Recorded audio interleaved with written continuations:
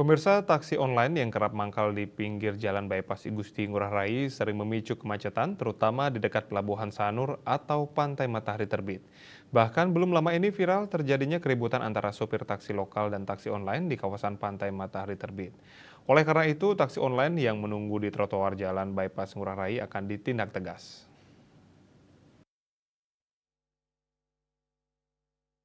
Hal tersebut diungkapkan oleh Bendesa Adat Sanur Ide Bagus Sudiraharja saat dimintai konfirmasinya Minggu 15 Desember. Pada Jumat 13 Desember lalu pihaknya sudah menggelar rapat bersama Kalangkangin Transport, GKT, Bupda, Bankamda, Prajuru Bagepawongan, Kerte, dan Sabadese. Dalam rapat tersebut diputuskan akan mengambil tindakan tegas kepada taksi online yang mangkal di trotoar Jalan Bypass Ngurah Rai dekat Pelabuhan Sanur.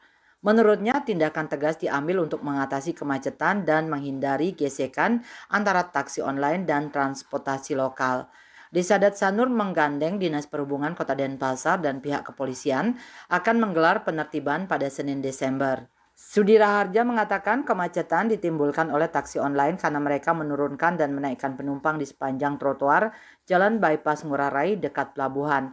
Apalagi jam 3 sore biasanya sangat crowded. Disebutkannya selama ini taksi online selalu kucing-kucingan dengan petugas Dinas Perhubungan. Saat ada penjagaan, taksi online tidak berani mangkal, namun saat tidak ada penjagaan, maka akan ramai, bahkan petugas sudah sering menggembosi ban kendaraan yang mangkal di pinggir jalan protokol. Meski begitu, pihaknya mengakui bahwa Desa Adat tak punya kewenangan untuk melakukan penertiban di kawasan Jalan Bypass Ngurah Rai. Sudiraharja menegaskan selama ini sudah ada aturan terkait transportasi di kawasan Pantai Matahari Terbit.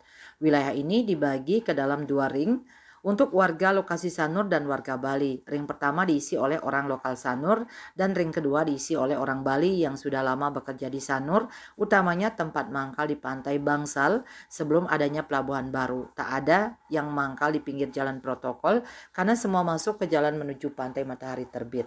Widya Stuti, Bisnis Bali melaporkan.